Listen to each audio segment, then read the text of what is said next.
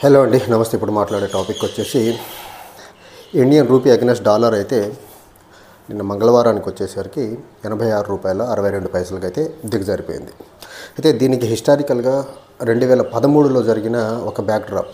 దానికి ప్రధానంగా ఈ బ్యాక్డ్రాప్ 2013లో జరిగింది అని ఎందుకు అంటున్నానంటే, ప్రస్తుతం ఇండియన్ ఫినాన్స్ మినిస్టర్గా ఉన్నటువంటి నిర్మలా సీతారామన్ గారు 2013లో బీజేపీ నేషనల్ స్పోక్స్ పర్సన్గా ఉండి అప్పుడు ఇండియన్ రూపీ అగెన్స్ట్ డాలర్ రూ. 62కి పడిపోతే 2013లో గవర్నమెంట్కి అకౌంటబిలిటీ లేదు, prime minister week, government week, economic policies ప్రాపర్గా లేవు. ఈ ఎకనమిక్ పాలసీస్ ప్రాపర్గా లేకపోవడం వల్ల రూపీ అగెన్స్ట్ డాలర్ వచ్చేసి రూ. 62 అయిపోతుంది. ఈ రూపీ అగెన్స్ట్ డాలర్ రూ. 62 అవ్వడం వల్ల ఇండియాలో మిడిల్ క్లాస్ వాళ్ళు చాలా ఇబ్బంది పడుతున్నారు. Indian economy as a whole vicious సైకిల్లోకి వెళ్ళిపోయింది. At the same time Indians abroad వెళ్ళి చదువుకోవాలని ఎవరైతే అనుకుంటున్నారో, మరీ ముఖ్యంగా నేను వచ్చినటువంటి ఆంధ్రప్రదేశ్ రాష్ట్రం నుంచి, ఆవిడ ఆంధ్రప్రదేశ్ కోడలుగా ఉన్నారు కాబట్టి, నేను వచ్చిన రాష్ట్రం నుంచి చాలామంది హైయర్ ఎడ్యుకేషన్ కోసం అబ్రాడ్ వెళ్తున్నారు, పొలాలు అమ్ముకొని వెళ్తున్నారు. సో రూపీ అగెన్స్ట్ డాలర్ పడిపోవడం వల్ల వాళ్ళు ఆస్తులన్నీ అమ్ముకొని మరీ విదేశాలకు వెళ్ళి చదివే పరిస్థితి ఉత్పన్నమవుతుంది. సో ఈ అంశంలో గవర్నమెంట్ నుంచి, మరీ ముఖ్యంగా రూలింగ్ పార్టీ నుంచి ఎలాంటి అకౌంటబిలిటీ లేదు, వీళ్ళు ప్రభుత్వాన్ని నడపడంలో మిజరబుల్గా ఫెయిల్ అయిపోతున్నారనేసి తెగ వాపైపోయారు నిర్మలా సీతారామన్ గారు 2013లో బీజేపీ నేషనల్ స్పోక్స్ పర్సన్గా ఉండి. అయితే ఈ క్రమంలో అప్పుడు బీజేపీ ఎన్డీఏ ప్రధానమంత్రి అభ్యర్థిగా ఉన్నటువంటి నరేంద్ర మోదీ వివిధ ఎలక్షన్ ర్యాలీల్లో ఈ రూ. 62 అగెన్స్ట్ డాలర్ ఉండటం వల్ల ఇండియన్ రూపీ వీక్ అవుతుందంటే ప్రైమ్ మినిస్టర్ ఆఫ్ ఇండియా వీక్గా ఉన్నారని మనం భావించాల్సి ఉంటుంది. ప్రైమ్ మినిస్టర్ ఆఫ్ ఇండియా స్ట్రాంగ్గా ఉంటే ఇండియన్ రూపీ కూడా స్ట్రాంగ్ అవుతుంది. నేను ప్రధాని అయితే ఇండియన్ రూపీని $1కి తీసుకొస్తాను. సో నేను భారతదేశ ఆర్థిక వ్యవస్థని గాడిలో పెట్టి ఇన్ఫ్లేషన్ని తగ్గిస్తాను, క్రూడ్ ఆయిల్ ప్రైసెస్ తగ్గిస్తానని చెప్పి అప్పుడు 2013-2014 ఎలక్షన్ ర్యాలీలో చాలా అద్భుతంగా ఊదరగొట్టే ప్రయత్నం చేశారు. సో ఈ క్రమంలో ప్రధానమంత్రి మీద అప్పుడు యూపీఏ 2 ప్రభుత్వం ప్రధానమంత్రిగా మన్మోహన్ సింగ్ గారు ఉన్నారు. ఈ రకంగా వీటన్నిటిని, ఈ దాడి మొత్తాన్ని ఉధృతంగా తీసుకెళ్తున్న క్రమంలో గవర్నమెంట్ని ప్రొటెక్ట్ చేయాల్సిన బాధ్యత బీయింగ్ హెడ్ ఆఫ్ ద గవర్నమెంట్గా ప్రైమ్ మినిస్టర్కి ఉంటుంది. కాబట్టి ఆయన 2013లో ఆగస్టు 30 లోక్సభలో దేశాన్ని ఉద్దేశించి మాట్లాడారు. సో దీనికి ప్రధానంగా రూపీ డిప్రిషియేషన్కి కారణం ప్రధానంగా అప్పుడు ప్రైమ్ మినిస్టర్ చాలా ఓపెన్గా అడ్మిట్ అయింది ఏంటంటే, global as well as domestic factors రెండు ఇంపాక్ట్ అవుతాయి. గ్లోబల్గా మనం చూసుకున్నట్లయితే అమెరికన్ ఫెడరల్ రిజర్వ్, మనకి ఇండియాలో ఆర్బీఐ ఎలా ఉందో అమెరికాకి ఆర్బీఐ లెక్క అక్కడ సెంట్రల్ బ్యాంక్ వచ్చేసి ఫెడరల్ రిజర్వ్ బ్యాంక్ ఉంటుంది. ఎప్పుడైతే వడ్డీ రేట్లు పెంచుతూ ఉందో, సో భారతదేశం నుంచి పెట్టుబడులు మొత్తం విదేశీ పెట్టుబడులు ఏవైతే ఉన్నాయో అమెరికాకి వెళ్ళి పెట్టుకుంటారు, ఎక్కడ ఎక్కువ వడ్డీ వస్తుంది. కాబట్టి ఈ క్రమంలో ఫెడరల్ రిజర్వ్ యొక్క ప్రొయాక్టివ్ మెజర్స్ వల్ల ఇండియాలో ఉన్నటువంటి ఇన్వెస్ట్మెంట్ అబ్రాడ్ వెళ్ళిపోవడం, తర్వాత India basically A crude oil dependent country. At the same time India ఎప్పుడు గోల్డ్ వైపు ఒక రకమైన ఎఫెక్షన్ ఉంటుంది. కాబట్టి ఇండియన్ పీపుల్కి గోల్డ్ ఇంపోర్ట్స్ పెరుగుతూ ఉండటం వల్ల ఇంపోర్ట్స్ ఎక్కువ అవడం, మరీ ముఖ్యంగా gold as well as crude oil imports ఎక్కువ అవడం వల్ల ఇండియన్ రూపీ మీద ప్రెషర్ పెరిగిపోయి, ఒక పక్కేమో అబ్రాడ్ ఇండియాలో ఉన్నటువంటి ఫారిన్ ఇన్వెస్ట్మెంట్ అబ్రాడ్ వెళ్ళిపోవడం, తర్వాత మన ఇంపోర్ట్స్ పెరగడం వల్ల రూపీ డిప్రిషియేట్ అవుతుంది. దీన్ని కట్టడి చేసేదానికి ఖచ్చితంగా గవర్నమెంట్ ప్రొయాక్టివ్ మెజర్ తీసుకుంటూ ఉంటుంది. ప్రొయాక్టివ్ మెజర్ తీసుకునేదానికి అపోజిషన్ పార్టీలు కూడా సహకరించారని అప్పటి ప్రధానమంత్రి మన్మోహన్ సింగ్ గారు చెప్పే ప్రయత్నం చేశారు. తర్వాత ఏదైతే ఇంపోర్ట్స్ పెరిగిపోయి ఎక్స్పోర్ట్స్ తగ్గిపోవడం వల్ల కరెంట్ అకౌంట్ డెఫిసిట్ పెరుగుతుంది. కరెంట్ అకౌంట్ డెఫిసిట్ పెరగటం వల్ల మరి అగైన్ రూపీ మీద అడిషనల్గా ఇంపాక్ట్ పడి రూపీ డిప్రిషియేట్ అయ్యేదానికి ఆస్కారం ఉంటుంది. సో ఇక్కడ మనం ప్రధానంగా చూసుకున్నట్లయితే ఎకనమైజ్డ్ యూజ్ ఆఫ్ క్రూడ్ ఆయిల్ని, పెట్రోలియంని చూస్ చేసుకోవాలి. At the same time gold ఇంపోర్ట్ని సాధ్యమైతే తగ్గించుకునేదానికి మనం ప్రభుత్వం పరంగా చర్యలు తీసుకోవాలనేసి అప్పుడు మన్మోహన్ సింగ్ గారు చెప్పే ప్రయత్నం చేశారు. తర్వాత రూపీ డిప్రిషియేషన్ వల్ల ఇండియన్ ఎక్స్పోర్ట్స్ పెరుగుతుంది. ఈ ఎక్స్పోర్ట్స్ని ప్రమోట్ చేసేయడంలో కూడా గవర్నమెంట్ ఆఫ్ ఇండియా పర్టికులర్గా ఫెయిల్ అవుతుందని అప్పటి బీజేపీ నేషనల్ స్పోక్స్ పర్సన్గా ఉన్నటువంటి నిర్మలా సీతారామన్ చెప్పే ప్రయత్నం చేశారు. ఇంకో మాట ఏమన్నారంటే ఆవిడ, ఇండియన్ ఎక్స్పోర్ట్స్ పెరగాలి అంటే ఇండియన్ ఎక్స్పోర్ట్స్ చీప్ అయిపోతే చీపర్ గూడ్స్ని మళ్ళీ అబ్రాడ్లో కొనేదానికి ఆస్కారం ఉంటుంది. కాబట్టి ఇది కూడా ఫెయిల్ అవుతుందని చెప్పే ప్రయత్నం చేశారు.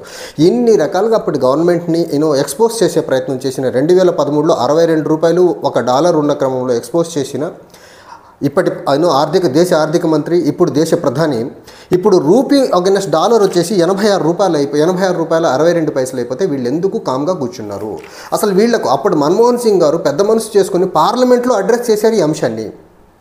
డొమెస్టిక్ ఫ్యాక్టర్స్ ఎలా ఎఫెక్ట్ చేస్తున్నాయి, ఇంటర్నేషనల్ ఫ్యాక్టర్స్ ఎలా ఎఫెక్ట్ చేస్తున్నాయి, మనం ఎలాంటి మెజర్స్ తీసుకోవాలి, ఎలాంటి మెజర్స్ తీసుకుంటే ఇండియన్ ఎకానమీ మళ్ళీ గాడిలో పడుతుందనేసి పార్లమెంట్లో దేశాన్ని ఉద్దేశించి అడ్రస్ చేసిన ప్రధానమంత్రి. ఇప్పుడు ప్రధానమంత్రి ఏం చేస్తున్నాడు? 62 రూపాయలు ఉన్నప్పుడే ప్రధానమంత్రి అంత జాగ్రత్తగా దేశాన్ని అడ్రస్ చేసి ప్రొయాక్టివ్ మెజర్స్, ప్రికాషనరీ మెజర్స్ తీసుకునే ప్రయత్నం చేస్తే ఇప్పుడు ప్రధానమంత్రి ఏం చేస్తున్నాడు? 86 రూపాయలు 62 పైసలకి వెళ్ళిపోతే ఒక ప్రెస్ మీట్ పెట్టారు, పార్లమెంట్లో మాట్లాడు. అప్పుడు అంతలా గగ్గోలు పెట్టిన నిర్మలా సీతారామన్ గారు ఇప్పుడు దేశ ఆర్థిక మంత్రిగా ఎలాంటి చర్యలు తీసుకుంటున్నారు? ఇప్పుడు అసలు కరెంట్ అకౌంట్ డెఫిసిట్ని కంట్రోల్ చేసేదానికి ఏం చేయాలా, ఎక్స్పోర్ట్స్ని పెంచేదానికి ఏం చేయాలా, ఇంపోర్ట్స్ని తగ్గించేదానికి ఏం చేయాలా, పాలసీ పరంగా ఎలాంటి మెజర్స్ తీసుకోవాలని అపోజిషన్ని కలుపుకెళ్లే ప్రయత్నం అప్పుడున్న ప్రధానమంత్రి గారు మన్మోహన్ సింగ్ గారు ఉండి అపోజిషన్ యొక్క సపోర్ట్ అవసరం, రిఫార్మ్స్ని ముందుకు తీసుకెళ్లాలంటే ప్రయత్నం చేశారు. ఇప్పుడు ప్రధానమంత్రి అసలు అపోజిషన్ యొక్క మాటని కన్సిడరేషన్లో తీసుకునే పరిస్థితి ఉందా అంటే ఎట్టి పరిస్థితిలో లేదు. ఇంతలా ఒక రూపీ అగెన్స్ట్ డాలర్ 86 రూపాయలుగా పడిపోయి, దేశంలో ఇన్ఫ్లేషన్ పెరిగిపోయి, ఎక్స్పోర్ట్స్ తగ్గిపోయి, ఇంపోర్ట్స్ పెరిగిపోయి, రూపీ మీద అమాంతంగా భారం పెరుగుతున్న ఈ క్రమంలో, అన్ఎంప్లాయ్మెంట్ అద్భుతంగా పెరుగుకుంటూ ముందుకెళ్తున్న ఈ క్రమంలో Indian economy global economic market యొక్క ట్రెండ్ని బేస్ చేసుకొని రిఫార్మ్స్ పరంగా ముందుకు తీసుకెళ్లాల్సిన ఈ క్రమంలో ప్రధానమంత్రి నరేంద్ర మోదీ ఏం చేస్తున్నాడు? కుంభమేళా అనేసి ఆ సాధువుల్ని నగ్నంగా దేశంలో తిప్పే ప్రయత్నం చేస్తున్నాడు. ఈ కుంభమేళా వల్ల భారతదేశం యొక్క ఆర్థిక వ్యవస్థ ఏమైనా బలపడుతుందా? రూపీ అగెన్స్ట్ డాలర్ ఏమైనా అప్రిషియేట్ అవుతుందా? అయ్యేదానికి ఆస్కారం లేదు. అసలు ఏ కైండ్ ఆఫ్ ఒక పక్క ఎకానమీ చాలా దయనీయమైన పరిస్థితులు వెళ్ళిపోతుంది, అన్ఎంప్లాయ్మెంట్ పెరిగిపోతుంది, ఇన్ఫ్లేషన్ పెరిగిపోతుంది. ఈ రకమైన దిద్దుబాటు చర్యలు వీటి పరంగా తీసుకోకుండా కుంభమేళా అనేసి ఉత్తరప్రదేశ్లో దేశంలో సాధువులందరినీ నగ్నంగా తిప్పే ప్రయత్నం చేస్తున్నారంటే భారతదేశం యొక్క ఆర్థిక వ్యవస్థను చక్కబెట్టేదానికి ప్రస్తుతం కేంద్రంలో ఉన్నటువంటి బీజేపీ ప్రభుత్వానికి ఏదే పార్టీ చిత్తశుద్ధి ఉందనే దానికి ఇంతకంటే బెస్ట్ ఎగ్జాంపుల్ ఏమైనా ఉందా? ఇంకోటి, మన ఎకానమీ ప్రాపర్గా బెటర్ మేనర్లో గ్రో అవ్వాలి అంటే డెఫినెట్గా Indian economy more and more rural agrarian economy. So అగ్రికల్చర్ని సజావుగా ముందుకు తీసుకెళ్లేదానికి చర్యలు చేపట్టిన ఈ ప్రధానమంత్రి దేశంలో రైతాంగానికి వ్యతిరేకంగా, రైతాంగానికి యొక్క ఇంట్రెస్ట్ యొక్క విఘాతం కలిగించే చట్టాలను తీసుకొచ్చి రైతుల్ని రోడ్డు మీద కూర్చోబెట్టేసి భారతదేశం యొక్క వెన్నుముక గ్రామాలు, ఆ గ్రామాల్ని అస్థిరపరిచే కుట్ర చేస్తూ ఉంటాడు ఈ నరేంద్ర మోదీ. తర్వాత ఈ ప్రధానమంత్రికి చదువు లేదు, నిర్మలా సీతారామన్ ఏమో హిస్టరీ బ్యాక్గ్రౌండ్ నుంచి వచ్చారు, ఆవిడకి ఆర్థిక వ్యవస్థ మీద గ్రిప్ లేదు. వీళ్ళు ఈ రకంగా భారతదేశం యొక్క ఆర్థిక వ్యవస్థ ప్రపంచ ఆర్థిక వ్యవస్థ మింగిలే ఉన్న క్రమంలో ఇంటిగ్రేటెడ్ గ్లోబల్ ఎకానమీ, మనది ఓపెన్ ఎకానమీ కాబట్టి ప్రపంచంలో ఎలాంటి హెడ్విండ్స్ వస్తున్నాయి వాటిని తట్టుకునేదానికి గవర్నమెంట్ ఆఫ్ ఇండియా డొమెస్టిక్గా ఎలాంటి ప్రికాషనరీ మెజర్స్ తీసుకోవాలనే దాని మీద దృష్టి పెట్టకుండా దేశంలో అంతర్గతంగా రాజకీయంగా ఆ రాష్ట్రంలో ఎలా గెలచాలి, ఈ రాష్ట్రంలో ఎలా గెలవాలి, ఆ రాష్ట్రంలో ఉన్న పార్టీలను ఎలా చీల్చాలి, లేకపోతే ఇక్కడ వ్యవస్థల్ని చిన్న భిన్నం చేసి వ్యవస్థల్ని స్వార్థానికి ఎలా వాడుకోవాలనే దురుద్దేశం తప్ప భారతదేశం ఆర్థిక వ్యవస్థని బలోపేతం చేసేదానికి వీళ్ళు ఏమాత్రం పూనుకోరు. అగ్రికల్చర్ వ్యవస్థని పటిష్టం చేసేదానికి ఏ రకమైన చర్యలు తీసుకోరు. వీళ్ళు దేశంలో యువతకు ఎంప్లాయ్మెంట్ ఇచ్చేదానికి ఏ రకమైన చర్యలు తీసుకోరు. రూపీ ఇంత దారుణంగా 86 రూపాయలకు వచ్చేసింది, 87 రూపాయలకి దగ్గర వచ్చేస్తూ ఉంది. నాకు తెలిసి ఈ ట్రెండ్ ఇలానే కంటిన్యూ అయితే ఇంకొక వితిన్ 1 ఇయర్లో డెఫినెట్గా ఒక రూపీ $100 ఒక డాలర్ $100 అయ్యేదానికైతే ఎంతో దూరంలో అయితే లేవు. ఇంకో పక్క ఫిజికల్ డెఫిసిట్ పెరిగిపోతూ ఉంది. ఫిజికల్ డెఫిసిట్ పెరిగేదానికి అగైన్ కారణం ఇంపోర్ట్స్ పెరుగుతాం, ఎక్స్పోర్ట్స్ తగ్గడం. ఎక్స్పోర్ట్స్ని ప్రమోట్ చేసేదానికి గవర్నమెంట్ ఆఫ్ ఇండియా ఏదైనా చర్య తీసుకుంటుందంటే తీసుకునేదానికి ఏమాత్రం ఆస్కారం లేదు.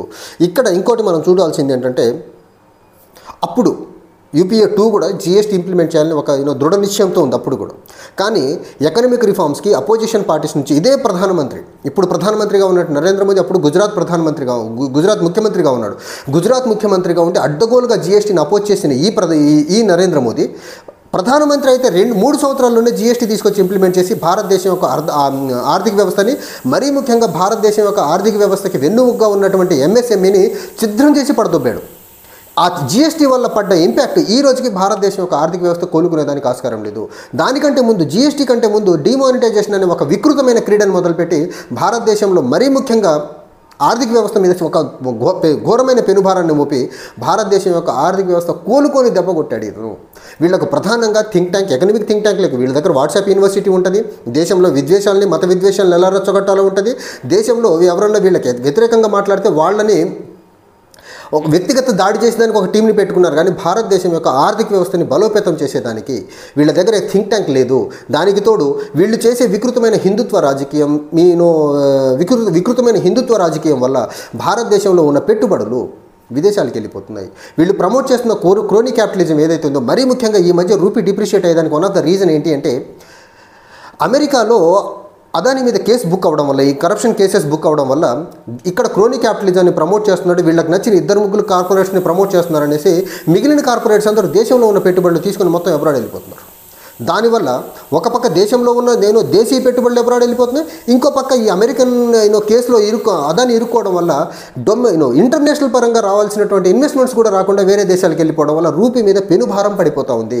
సో దీన్ని దిద్దుబాటు చర్యలు ఏమైనా నరేంద్ర మోదీ తీసుకుంటారంటే తీసుకునే దానికి కనుచూపు మేరలో కనపడట్లా. అపోజిషన్తో సంప్రదింపులు జరుపుతారంటే అది కనుచూపు మేరలో కనపడట్లా. ఏ కాడికి అవతల మీద బురద చల్లటము, మతాన్ని అడ్డం పెట్టుకొని రాజకీయం చేయడము, ఇంకా అది సరిపోదన్న చందంగా కుంభమేళా అనేసి దేశంలో సాధువులందరినీ నగ్నంగా ఉత్తరప్రదేశ్లో ఊరేగించే ప్రయత్నం చేస్తున్నాడు. ఈ రకంగా ప్రధానమంత్రి నరేంద్ర మోదీ ఇలానే ముందుకెళ్తే ₹1 = $100, సారీ $1 = 100 రూపీస్ అయిపోతుంది. భారతదేశంలో ఈ ఇన్ఫ్లేషన్ పెరుగుద్ది, ఎక్స్పోర్ట్స్ తగ్గిపోతాయి, ఇంపోర్ట్స్ ఇంకా పెరిగిపోతాయి. ఇంకో పక్క దేశంలో ఉన్నటువంటి ఇన్ఫ్లేషన్ పెరుగుకుంటా పోతే దేశంలో ఆకలి కేకలు ఇంకా ఇంతకంటే పెరిగేదానికి ఆస్కారం ఉంది. ప్రధానమంత్రి నరేంద్ర మోదీ ప్రధాని అయిన తర్వాత దేశంలో ఇప్పటికీ 20 కోట్ల మంది పావర్టీ సైకిల్లోకి వెళ్ళిపోయారు. ఇలానే ఈ కంటిన్యూ అయితే, ఈ rupee depreciation against dollar continue అయితే ఖచ్చితంగా రాబోయే రోజుల్లో ఇంకా పేదరికం భారతదేశంలో పెరిగేదానికైతే చాలా క్రిస్టల్ క్లియర్ సూచనలు అయితే కనిపిస్తున్నాయి. Thank you.